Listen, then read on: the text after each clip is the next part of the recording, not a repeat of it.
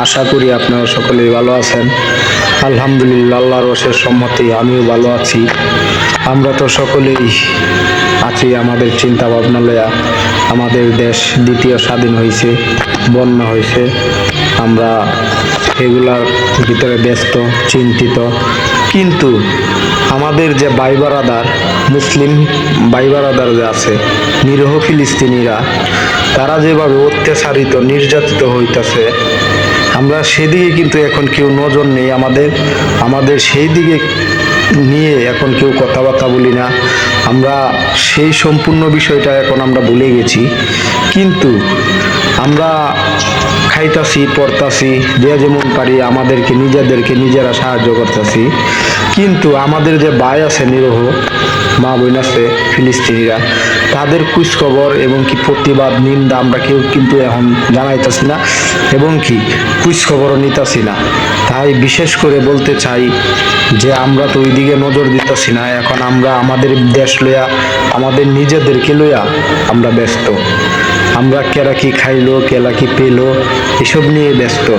কিন্তু আমাদের যে ভাই আছে তাদের দিকেও আমরা নজর দেওয়া উচিত। কারণ এই যে নিরীহ ফিলিস্তিনিরা আবার উচ্ছেদ করতেছে, ওই আল আকসা মসজিদের সামনে নাকি ওরা পাশেই ওদের উপাসনালয় সৃষ্টি করার জন্য ইসরায়েলে করতেছে, পরিকল্পনা করতেছে।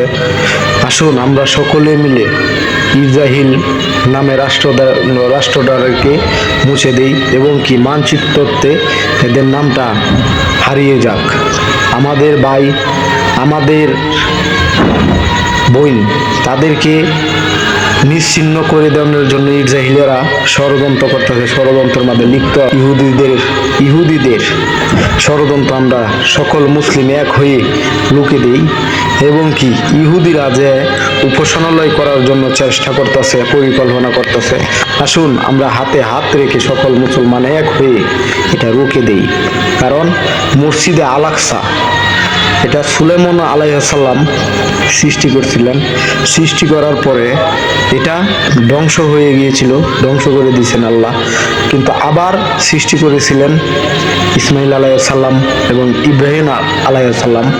এই মসজিদে আল আকসা আমাদের প্রথম কেবলা ছিল এবং এখন দ্বিতীয় কেবলা। এটা তাই ফিলিস্তিনিদের একানা, এটা আমাদের সকলের। আসুন আমরা সকলে মিলে এটা রক্ষা করি, হাতে হাত রেখে সকলে যুদ্ধ করি, হাতে অস্ত্র উঠিয়ে নিই।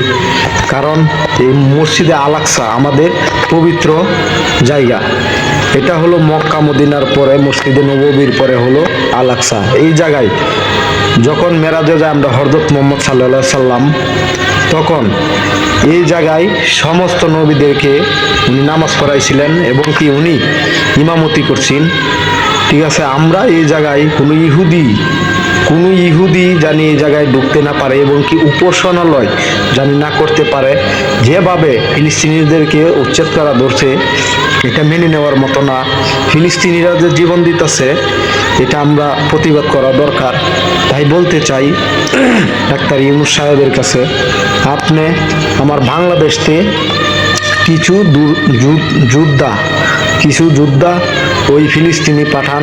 ফিলিস্তিনিদের পক্ষে আমরা সকলেই মিলে গিয়ে যুদ্ধ করি, ফিলিস্তিন স্বাধীন করে দেই। এটাই হলো আমাদের আহ্বান। কারণ আমরা মুসলিমের পাশে থাকতে হবে। যে গড়টা নিয়া, যে মসজিদে আল আকসা নিয়া যুদ্ধ চলতেছে, সেটা কিন্তু খালি ফিলিস্তিনির একার না, সেটা হলো আমাদের সকল মুসলমানের। আমরা মুসলিম রাষ্ট্র, 57টা মুসলিম রাষ্ট্র যদি এক হয়ে লড়ন যায়, তাহলে ইহুদি নামের কোনো রাষ্ট্র এবং কি ইহুদির একটা বংশও পৃথিবীর মাঝে বেঁচে থাকবে না। তাই বলি, আসুন না আমরা ফিলিস্তিনির পাশে দাঁড়াই সকলে। যেরকমভাবে আমাদের দেশে যে বন্যা হয়েছে, আমরা যেভাবে বন্যা কবলিত মানুষের পাশে আমরা দাঁড়াইছি, তেমনভাবে আমার নিরীহ ফিলিস্তিনি ভাই বোনের পাশে দাঁড়াই। দেখেন না ছায়া ফিলিস্তিনির কি অবস্থা।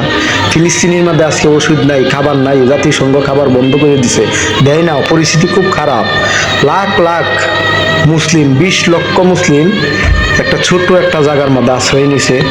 তাই বলি, এই ইহুদিদেরকে রুখে দিতে আমরা সকলেই মুসলিম এক হয়ে কাজ করতে হবে। সকলেই ভালো থাকবেন, সুস্থ থাকবেন। আল্লাহ হাফেজ, আসসালামু আলাইকুম।